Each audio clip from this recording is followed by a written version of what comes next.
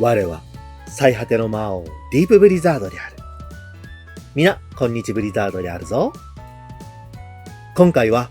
ライブ 2D 初心者向け講座。その中でも特に初めてライブ 2D を触る。これまで魔王のライブ 2D の講座を見てきたけどうまくできなかった。複雑すぎてわからなかった。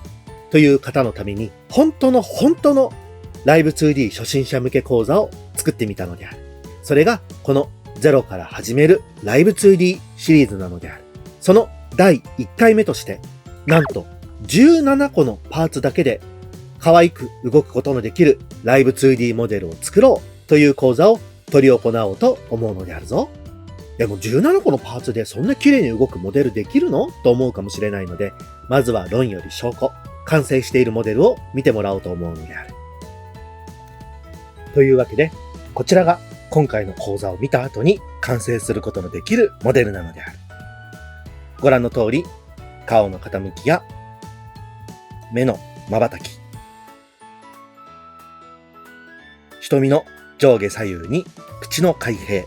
傾きや上下もバッチリとトラッキングできているのがわかるであろうか。自分で VTuber のモデルを作ってみたいけれども難しいなという方、もしくは2体目のマスコットモデルを作ってみたいなと思っている方、VTuber でなくてもゲームや映像でライブ 2D モデルを使ってみたいなという方にお勧めしたい講座なのである。そして初めての方でも一緒に見ながら作れるように、今画面に映っているこのキャラクターのモデルの PSD ファイルデータを無料でダウンロードできるようにしておるので、よければ動画の概要欄からファイルデータをダウンロードしていただいた上で一緒に講座をやってもらえると嬉しいのであるぞ。では早速ゼロから始めるライブ 2D 講座始めてみようなのである。では今回皆に配布するライブ 2D モデル用の PSD データがこちらである。全16パーツで構成されているモデルなのであるな。どんな風なパーツで構成されているのかというのをレイヤーの上から見ていこうと思うのである。まずは左眉毛、右眉毛、そして前髪。眉毛は表情として見えてた方がいいので前髪の上に配置しているが、このあたりは好みに合わせて下に置いても良いであるぞ。でちょっと一回前髪は非表示にしておいて、左目はフォルダの中にまとめられており、まつげ、瞳、そしてクリッピングされている状態で白目が入っているのである。この赤い線が入っているのがクリッピングという状態で、こんな風に白目の描写範囲から瞳が飛び出さないようになっている。これがクリッピングである。これはライブ 2D キュービズムというライブ 2D のソフトでモデリングをする際にも必要になってくる設定なので、瞳は白目にクリッピングをするというのを覚えていてほしいのであるぞ。同じように右目もフォルダにひとまとめにされており、まつげ、瞳、そしてクリッピングされている状態での白目があると。そして口はフォルダの中に一括で3つのデータが入っており、上唇、下唇、そして口内。この3つを組み合わせて口の動きを表現するのであるぞ。そして顔の輪郭。そして顔の輪郭。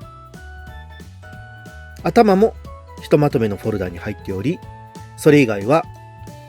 胴体、首、そして後ろ髪である。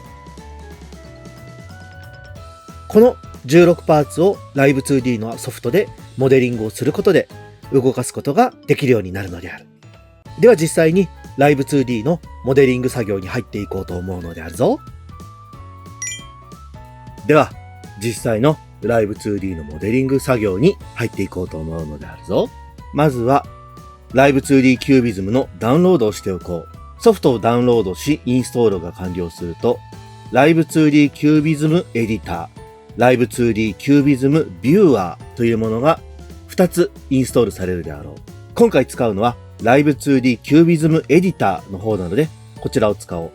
ライブ 2D キュービズムビューワーに関しては、完成したモデルを動作確認をするために使うことや、他の機能を追加する際などに使うので、今回使わないからといって削除する必要はないのであるぞ。そして今回の教材用で配布している PSD データも自分のわかるところにダウンロードして置いておこう。今回は同じようにデスクトップに置いておるのである。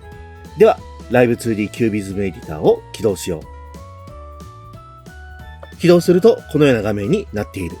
MAO は個人小規模業者向けのプロ版を使っている。今回はフリー版で使える機能だけでLive2D モデルを作っていこうとは思うので、フリー版でも問題がないが、プロ版の方が様々な機能を使うことができるので、これからよりLive2D をやってみたいというものは、プロ版の登録をしておくと良いであろう。また、一定期間であれば、プロ版を使うこともできるので、プロ版をお試しで触ってみるというのも良いであろう。では、モデルを読み込もう。こちらの0から live2d.psd を Live2D Cubism エディターの中にドラッグ&ドロップをしよう。すると、このように PSD ファイルが読み込まれ、Live2D で編集できる状態になった。この時に左のパーツという項目に、先ほど見たパーツデータが全て入っているかを確認しておこ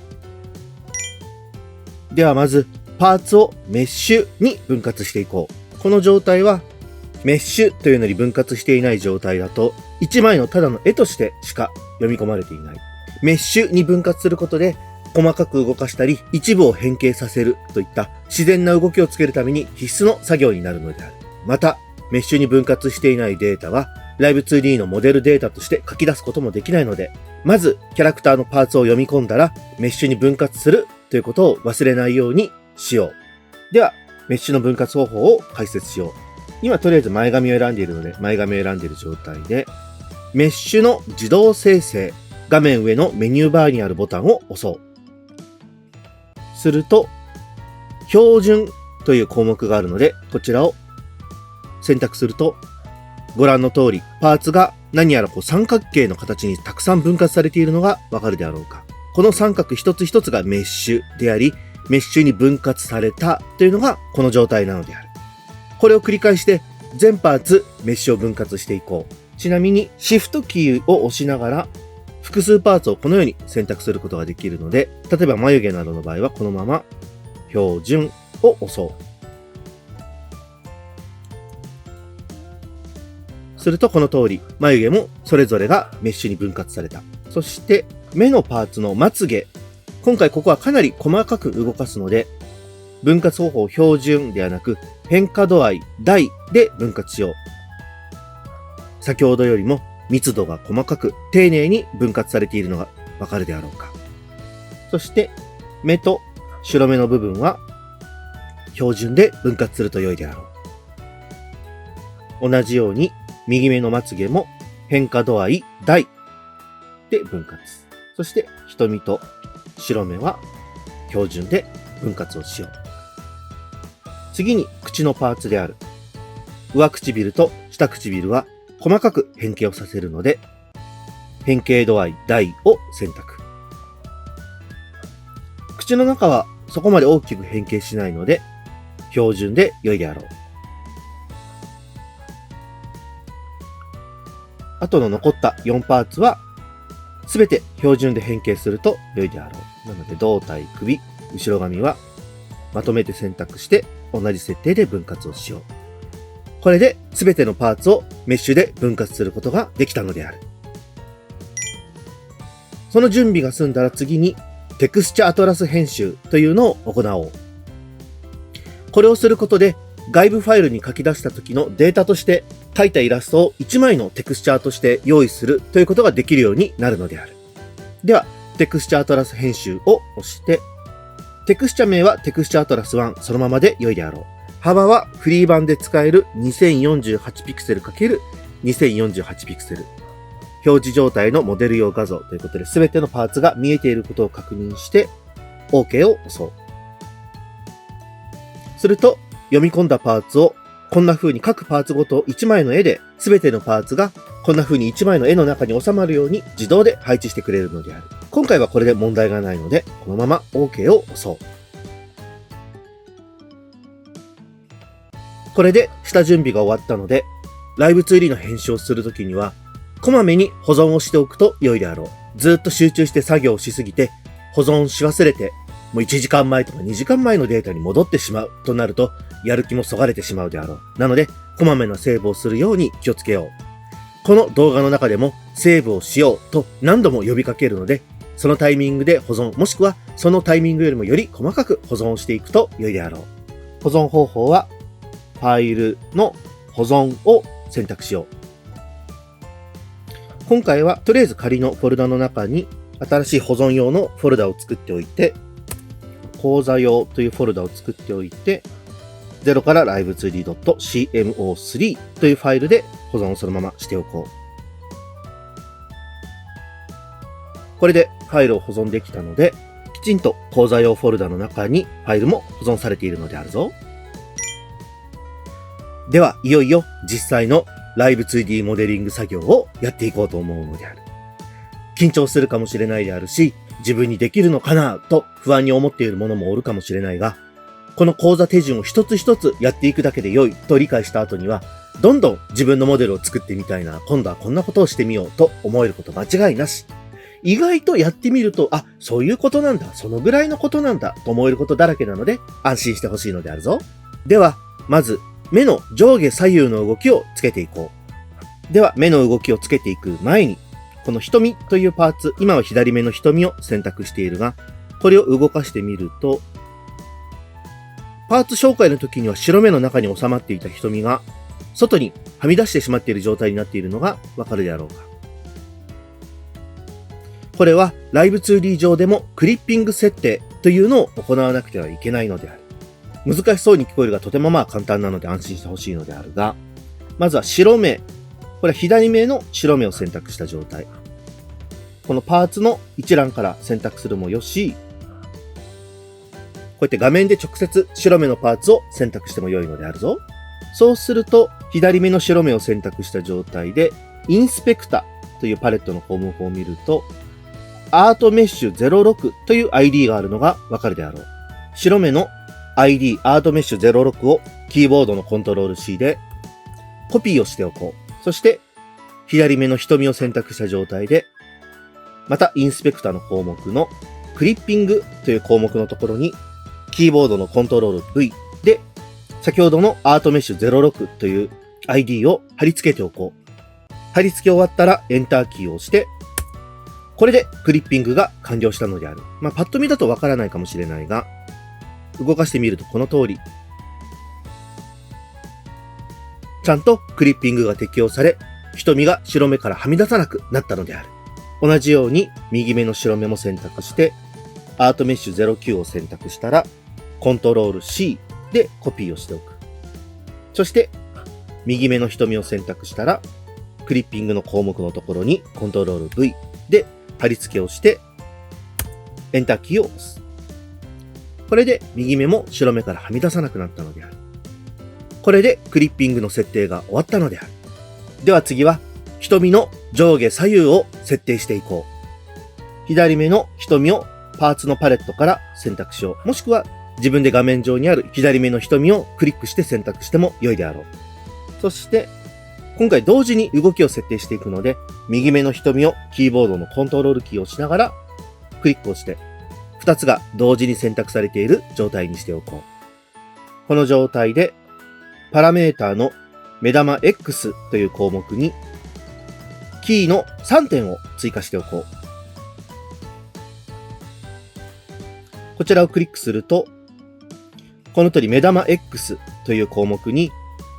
パラメーター0、そして左に動かすとパラメーターマイナス1、逆に右に動かすとプラス1になるパラメーターが生成された。これで、この緑の点の左端と右端を選択したときに、どんな動きになるのかというのを設定しておくと、その間を自動で補完する動きを Live2D が作ってくれるようになるのである。これが Live2D でパーツを動かす基本的な設定方法になるので、挙動の仕方などを覚えておくと良いであろう。そして目玉 X というのは左右を見る動きになるので、マイナス1を選んだら、このパーツを2つの中心点に持ってくると、カーソルが十字の矢印になるので、シフトキーを押しながら、平行移動させて、目がパラメーターが動いた方向に動くイメージで動かすと良いであろう。そうすると、こんな感じで、0からマイナス1の間は、0からマイナス1の間を補完して滑らかにこうやって動いてくれるようになるのである。そして同じように、プラス1の方も先ほどと同じキーボードを触って動かしても良いのではあるが、せっかくならぴったり同じように左右の目の動きを合わせたいとなると手作業では大変であろう。なので、目玉 X のマイナス1、目が左側を向いている状態を選択したら、パラメーターの右上にあるメニューをクリックして、動きの反転を選択しよう。そして、水平方向に反転という風に選択されている状態で OK を押す。すると、なんと0からプラス1の方向が先ほど選択した動きのちょうど同じ反転する動きを自動で生成してくれるのである。これで片方の動きをつければ反対側の動きも自動でつけてくれるようになるのである。もうこれ本当に非常に簡単な上に助かるので、特に大きく時短にもなるテクニックなので必ず覚えていてほしいのであるぞ。そして一つ覚えていてほしいのはこうやってパラメータを動かした後はパラメータの右上のメニューからデフォルト設定値に戻すというのを必ず選択してほしいのである。するとパラメータがすべてリセットされた状態に戻るので、こうしておくことで細かな動きをつけたり、たくさんの動きをつけたときに、ちゃんと狙い通りの動きになっているかどうかの確認や、間違った点で間違ったパラメータをつけないためにも習慣づけておいてほしいのであるぞ。では、左右の目玉が選ばれている状態で、今度は目玉 Y、上下の動きを設定しよう。目玉 Y が選ばれている状態で、また同じように、キーの3点追加をクリックしよう。今度は、マイナス1になると、下を向くという動作になり、逆に、プラス1になると、上を向くという挙動になるのである。なので、まずはマイナス1を選択して、また同じようにシフトキーを押しながら、下に動かしてあげれば、これで目が下を向く動作になったのである。そして先ほどやった通り、動きの反転を選択して、今度は垂直方向、縦方向に反転するを選択して OK を押そう。すると、このように同じ距離で上下を見るという目を簡単に作ることができたのである。でもこの状態ではまだ左右や上下に動かす動作が分離している状態になるので、この目玉 XY の目玉 X のパラメータの横に鎖のマークがある。これを結合というボタンがあるので、そのアイコンをクリックしよう。すると、目玉 XY を同時に動かすことができるパラメータができたのである。そうするともうこれで斜めの動きができたのかなと思うかもしれないが、ちょっと動きがおかしくて正しく斜め上を見ていない状態になっているのである。このままでは挙動がおかしいので、またパラメータの右上のメニューから、四隅のフォームを自動生成という項目を選択しよう。すると、このようなメニューが出てくるので、ひとまず今回は何も触らず、そのまま、このすべてのチェックの状態が入っている状態で、OK を押そう。すると、きちんと斜め上を見ているモデルが完成したのである。この状態だと、この真ん中を選択すると、パラメータが0の状態になる。そして、画面で表示されている位置通りに動くようになったので。ちなみにパラメータに直接ぴったりとアクセスしたい場合には、マウスで右クリックをして選択したい緑の丸の部分をクリックすると、こんな感じでぴったりと選択されたところにパラメータが来るので、どんな動きになっているのかというのをきちんとそれぞれ確認することもできるのであるぞ。そして各パラメータを見終わった後には必ずデフォルトの設定値に戻す。もしくは自分で00の位置に右クリックをして戻しておくというのを心がけておこう。ではこの状態で一度保存をしておこう。ファイルから保存を選択しよう。これでこれまでの作業がすべて保存されたのである。では次に目の開閉作業を行っていこうと思うのである。ライブ 2D 初心者の方では、この作業が大変だという方もいるかもしれないが、今回は比較的簡単にできるように設定しているので、まずはどんな風にやればよいのかという基本を覚えておくと良いであろう。で、ちょっとこの作業だと、前髪が目の部分のまつげのラインに被っているので、こちらのパーツの目のアイコンをクリックして非表示にしておこう。こうするとスッキリして作業しやすくなるのであるぞ。ではこの状態で左目のまつげを選択して、変形パスツールという上にあるツールを選択しよう。こちらを選択して、このまつげのラインに沿ってだいたい等間隔で5つ点を打とう。どういうことかというと、これからやってみるんであるけれども、1、2、3、4、5。こんな感じで、だいたい等間隔で、目の位置に5つ、この変形パスツールのパーツを打っておこう。で、この緑の点をよいしょ、こうやって調整して、距離や開始位置を調整することができるので、こうやって触れば動かすことができるのである。で、同じように右目のまつげの方にも、変形パスツールを5つ打っておこう。だいたい左右同じ位置に打っておけば良いのだけれども、厳密に細かくそうしなくてはいけないというわけではないので、こうやって見比べたときに、問題がないかどうか、極端にずれていないかどうかを確認しておくと良いであろう。これだけできておれば十分問題ないと思うので、これで変形パスツールの位置を設定し終わったのである。では次に、左目開閉というパラメータがあるので、左目のまつげを選択している状態で、キーの2点追加を選択しよう。すると、2つの緑の点がついて、パラメータが1から0の時の2つのパラメータができた。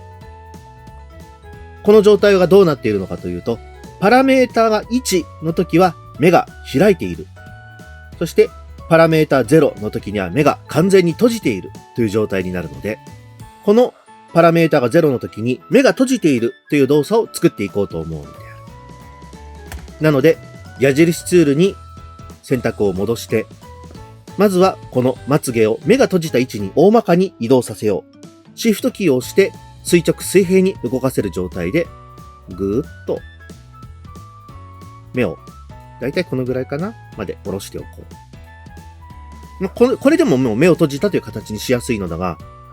少しこの端の位置を調整したいので、よいしょ。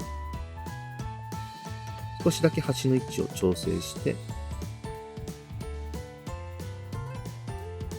こうニコッとした顔で、目が閉じているように調整をしよう。ただこれだと白目の部分や瞳などが全然この目の開閉についていけていないので、今度は白目、左目の白目を選択して、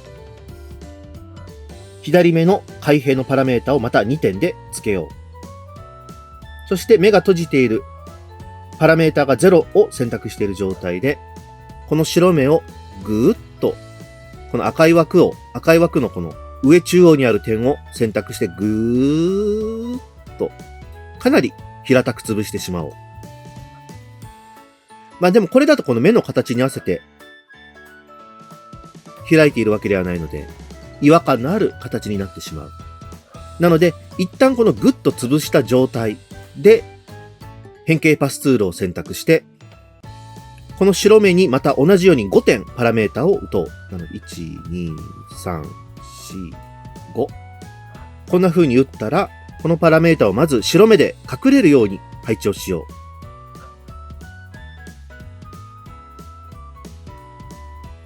こんな感じで閉じた時に白目の中に収まるように配置をしてあげよう。この状態でパラメータの開閉を確認すると、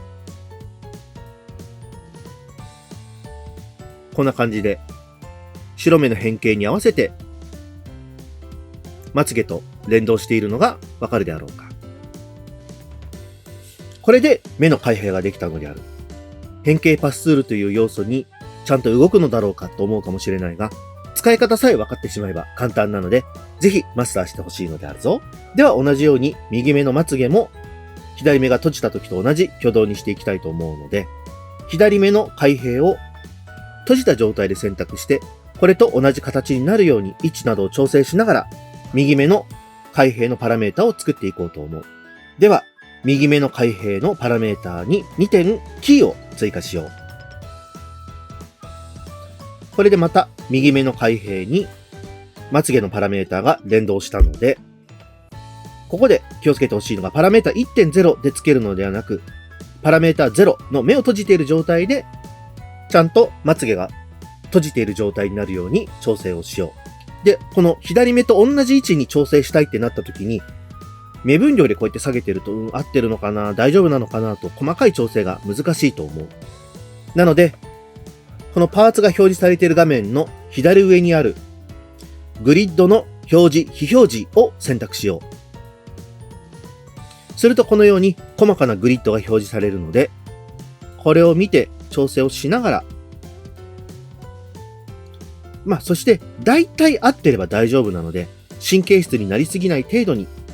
パーツの位置がある程度合っていたら OK と思って作業しよう。これで大体合っているので良いであろう。ではまた白目を右目の開閉のパラメータで2点追加をして、パラメータ0の時にちゃんと閉じたことができるように、先ほどやったのと同じようにまずグッと潰して、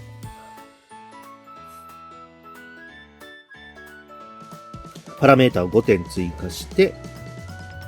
大まかに白目の位置に持っていって、白目の中に隠れるようにパラメータを設置しよう。この状態で、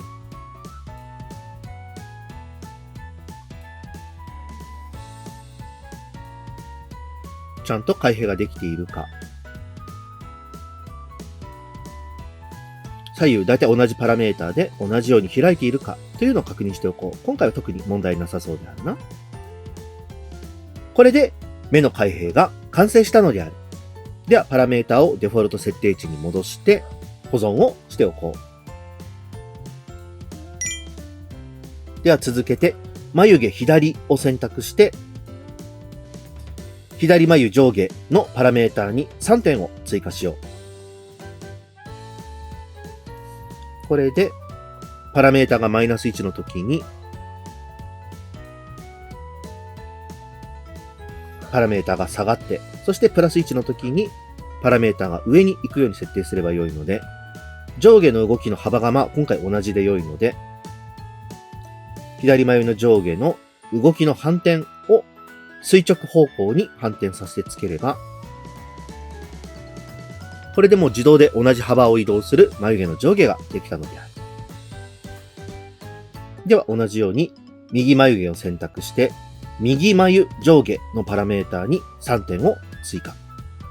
そして左眉の上下で下がっている状態のパラメータを1回仮で確認用に置いておいて、右眉の上下のマイナス1を選択している状態で、だいたい同じ位置になるように配置をして、で、右眉の上下のマイナス1が選択されている状態で、パラメータ左上の動きの反転を選択して、垂直方向に反転を選択しよう。これで、同じ距離を動く右眉の上下を作ることができた。左眉毛の方と上下の移動幅が同じなのをある程度確認したら、デフォルトの設定値に戻して、また保存をしておこう。そして、顔のパーツで最後に設定するのが、口のパーツである。パラメータの口、開閉というパラメータを使っていく。で、今回はこの上唇、下唇、口内、この3つを、この口の開閉のパラメータに適用させるので、パーツをもう3つ選択した状態で、口開閉のパラメータに、まずは2点追加しよう。これで、パラメータが0の時は口を閉じて、パラメータ1の時には口を開いているという動きをつけることができるようになった。ではまず、上唇に変形パスツールを用意して、先ほどのまつげのラインと同じように5点追加しよう。端、中央と端の間。中央と端の間。端。こんな感じで5点追加すると良いであろう。そして、下唇にも同じように5点パラメータを追加しよう。端と中央の間。中央。端と中央の間。そして端。この5つをだいたい等間隔でつけていると良いであろう。ではまず、パラメータ1の時の上唇の開いている口を作っていこう。矢印ツールに切り替えて、シフトキーでまず口を大きく上に開けてあげて、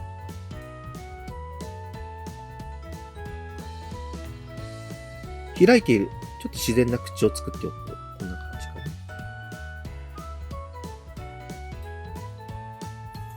そうしたら、下唇を選択して、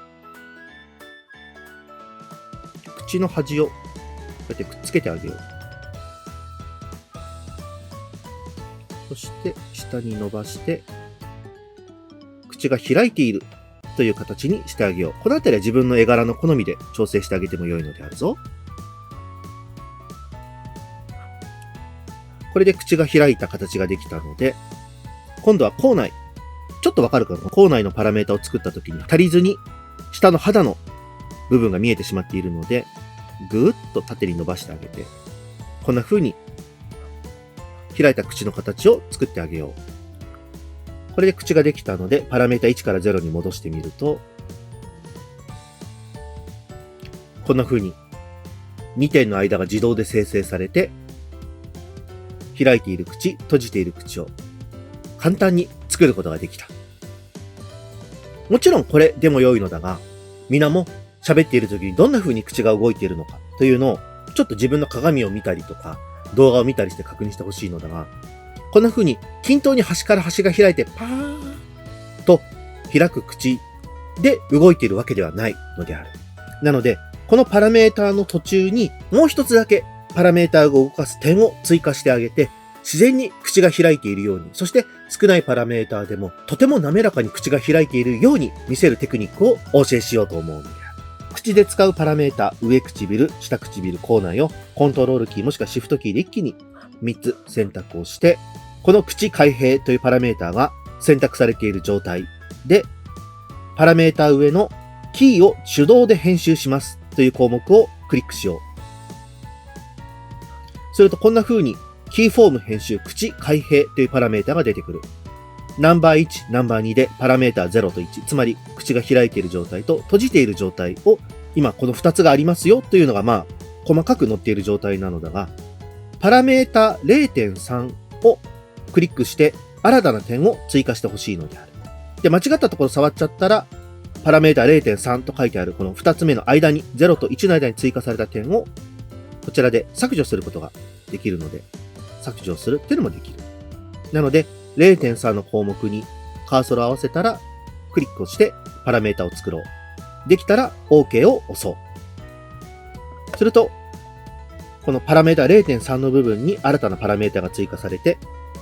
最初にちょっとだけ口が開いている状態の口が、こんな風にパラメータとして登録されたので、なので右クリックを選択すると、少しだけ開いている口を自動で選択してくれている状態になる。この状態で小さく口をおーっと開いている小さなおの口を作っていこうと思うのである。なので、パラメータを調整して、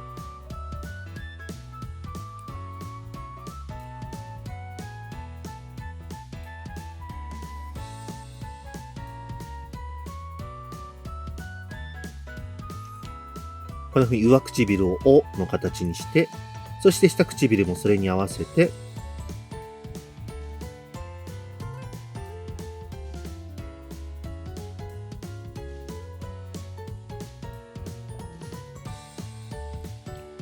この口になるように、よいしょ、調整をしていく。で、この時、上唇のメッシュの部分、このさっき動いた一個一個の点があるので、このメッシュをちょっと調整して、唇の形が綺麗に見えるようにちょっと調整をしておく。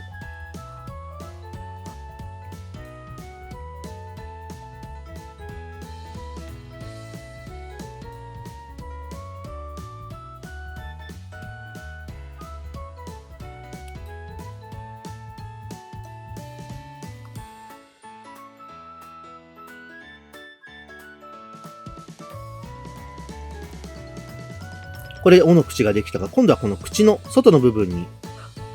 口内のパーツがはみ出してしまっているので、口内のパーツを選択して、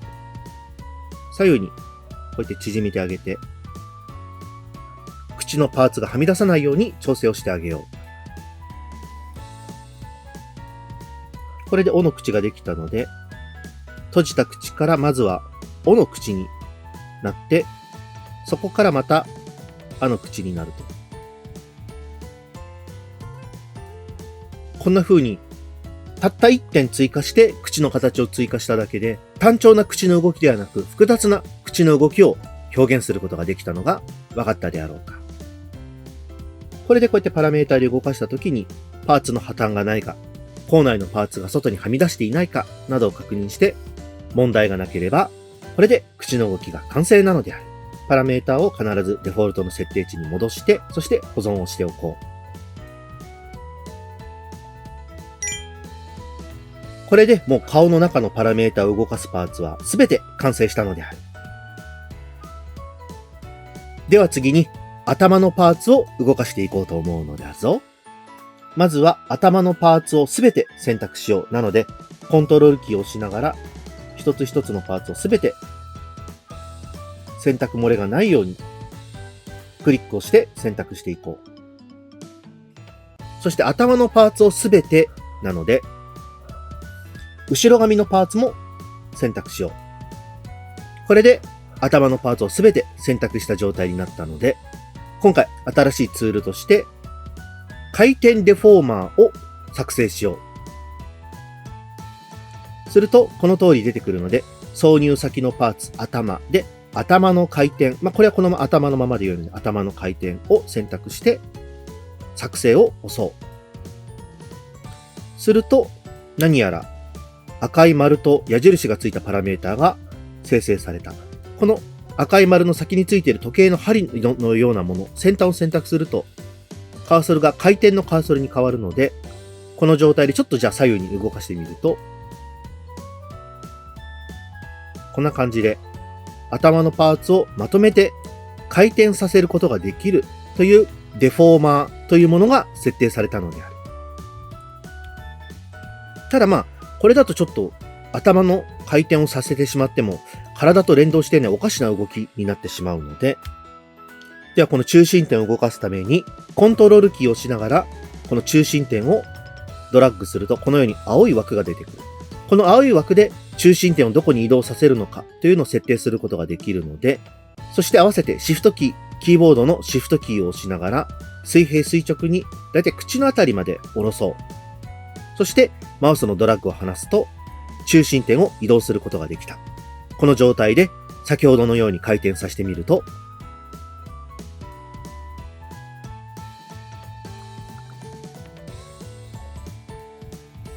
こんな風に先ほどよりも自然に首を回転させることができるようになった。角度 Z を選択して左右に動かしたいのでキーの3点追加を選択。そして目の移動などと同じようにパラメーターがマイナスになれば左側に傾き、プラスの方に傾けば右の方に傾くという設定にしていこうと思うのである。ではまずマイナス30を設定してぐーっと回転させて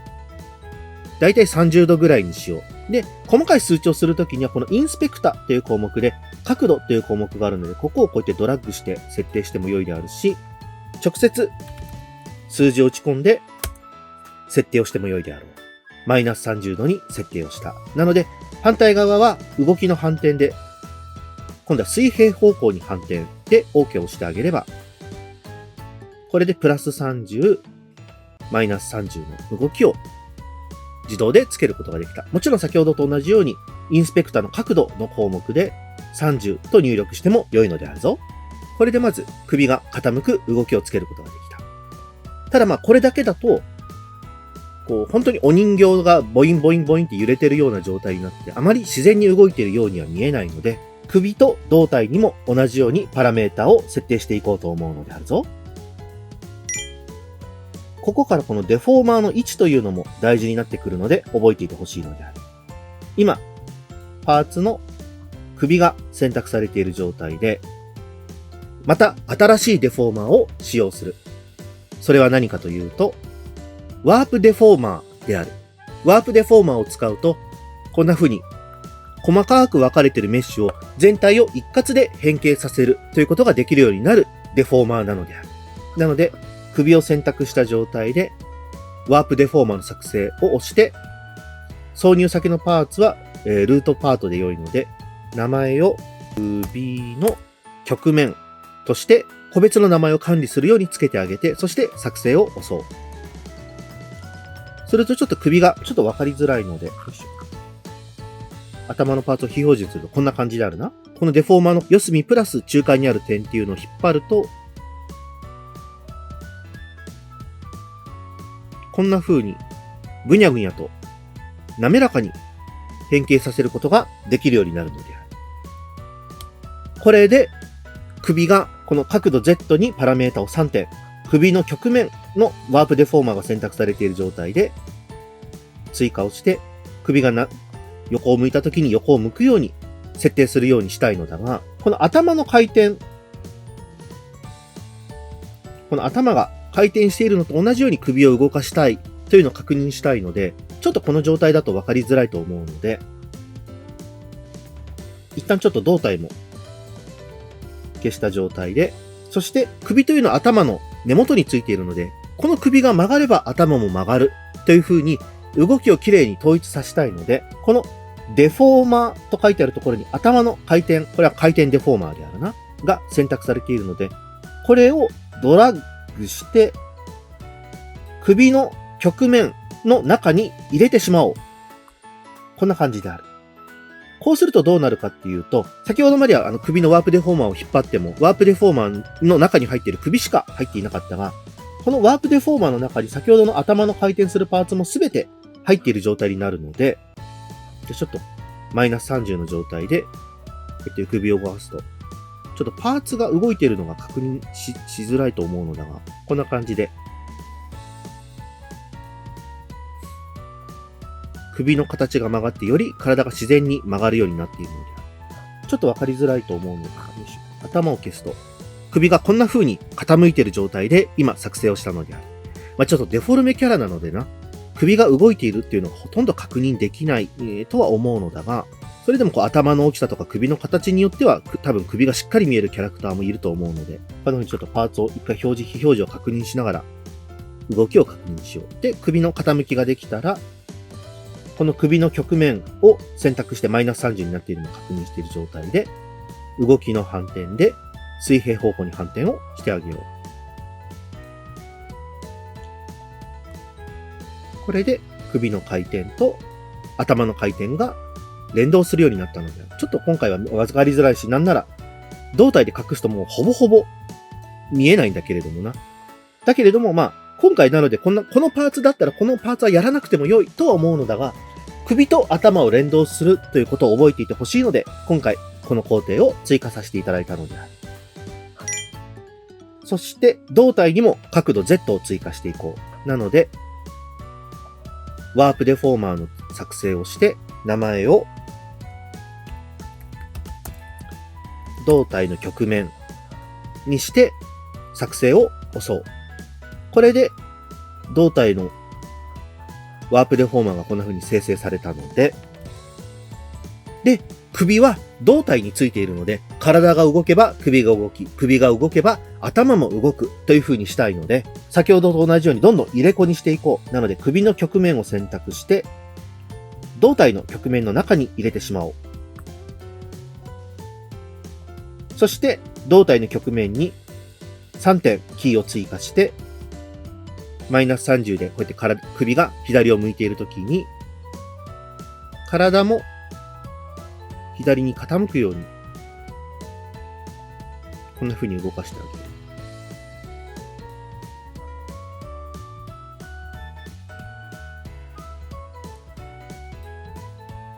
結構大胆につけて良いであるよ。こんな感じで。すると、首が傾くと、体も傾くよという動きがつくので、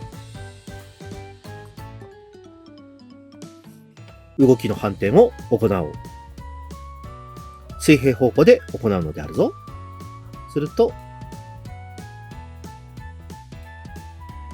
もうこんな風に簡単に、そして急に滑らかに、先ほどみたいにちょっと人形の首だけが動いている状態から、体全体が滑らかに左右に傾く動きを自然に作れたのである。そして最後に角度 Y の動きをつけていこう。角度 Y というのは上下に動く動き。なので首を上げたり下げたりという項目を作ることになるので、この角度 Y の項目をこのデフォーマーにもう一つデフォーマーを重ねる形で作っていこうと思うのである。なので胴体の曲面を選択している状態でワープデフォーマーの作成を選択して胴体の Y 曲面と名前をつけて作成を押そう。するとこんな感じで胴体の Y 曲面の中に胴体の曲面、首の曲面、頭の回転というデフォーマーが全て入っている状態になっているので、この状態で角度 Y に3点を追加しよう。ではこの状態で目玉の角度と同じようにマイナスに動くと下に動くので、この緑の点を動かしてちょっと体が下に下がっているパラメータを作ろう。で、パラメータをプラス30に持っていって、上にパラメータを少し持っていこう。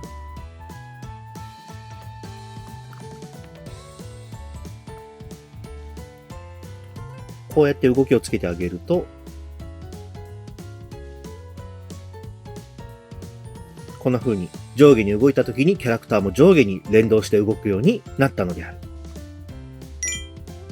でちょっと一回グリッドを非表示にしてと。これで全てのパラメーターの設定が終わったのである。なのでどんな風に動くかちょっと気になると思うので、この画面の矢印ボタンをクリックすると、今までこの設定したパラメータを使ってランダムに動かしてくれるようになるので、ちゃんと動いているかどうかの確認をしてみよう。するとこんな風に先ほど設定したパラメータを使ってキャラクターがランダムに動くようになったのである。こんな風にもう滑らかにキャラクターが動いているのがわかるであろうか。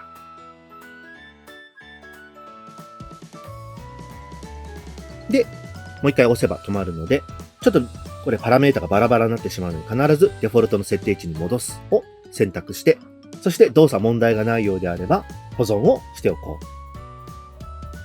これでライブ 2D での作業は完了なのである。ただ、この状態ではライブ 2D のモデルを動かすソフトで使うことはできないので、書き出しを行っていこうと思うのである。メニューのファイルの組み込み用ファイル書き出しを選択して、MO3 ファイル書き出しを選択しよう。すると書き出しバージョンというのが出てくるので、今回はこの最新の 4.2、現段階では最新のキュービズム 4.2 を選択しておこう。そして特に他の項目は触らなくてよいので OK を押そう。この状態で先ほど作ったファイル名がファイルで保存することができるので、新しくちょっと新規のフォルダを作成をして、で、0から L2D というファイルを作って、このフォルダを開いて、で、このフォルダ名と同じファイル名0から L2D.moc3 このフォルダと同じ名前になっていることを確認して保存をしておこう。すると書き出しが始まるのである。少し時間がかかるので待っておこう。書き出しが終わるとこんな風に書き出した様々なファイルが出ているのがわかるであろうか。これらのファイルを Live2D 用のアプリケーションに持っていって正しい場所に置いてあげることで使うことができるようになるのである。では実際に Live2D を動かすことができるアプリケーションでこのモデルを動かしてみようと思うのである。今回使うソフトは VTube Studio というソフトを使おうと思うのである。こちらは Steam で無料でダウンロードすることができる Live2D を動かすことができるアプリケーションであるぞ。ではこちらをダブルクリックして起動しよう。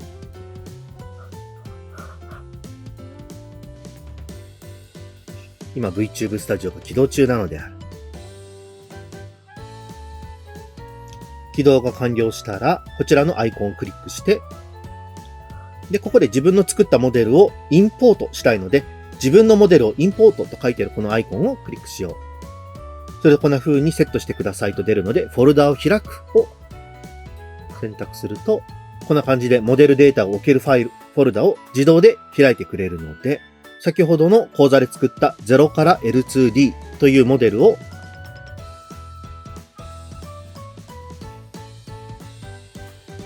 コピーして、そして VTube Studio のモデルを置くフォルダで貼り付けを行おう。すると0から L2D というファイルが Live2D モデルの中に入ったので、これでモデル一覧をもう一回選択し直すと、もうここに0から L2D が追加されているので、こちらをクリックしよう。で、こうやって画面が出るのを一回クリックしてすると、自動セットアップをしますかと出てくるので、オートセットアップをクリックしよう。で、OK を押す。これで Live2D を動かすことができる VTube Studio にインストールすることができたのである。ただこの状態だと何も今動かないので、Live2D を動かすためには Web カメラ、もしくは iPhone や Android のスマホのカメラを使って動かすことが必要になるので、今回は iPhone を使った動かし方をやっていこうと思うのである。iPhone 用の VTube Studio を無料でダウンロードできるので、まずそちらをダウンロードしておこう。そして iPhone の方でも VTube Studio を起動しよう。そうしたらまずは Windows 版の VTube Studio の歯車のアイコンをクリックして、スマホ接続設定 IP を示すという項目を押すと、このように IP の表示が出てくるので、ちょっと今回一応ちょっと隠しておくんだけれども、で、ここで出てきた番号を iPhone 版のアプリの接続するところで同じ数値を入れておこう。そして iPhone 版の方で PC と接続するのチェックを入れると、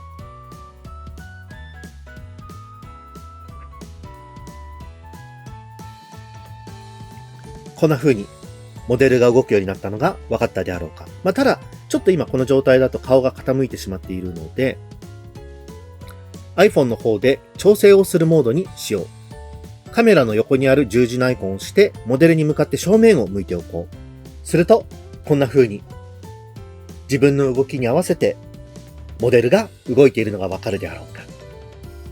瞬きすれば目が瞬きするであるし、口の開閉に合わせて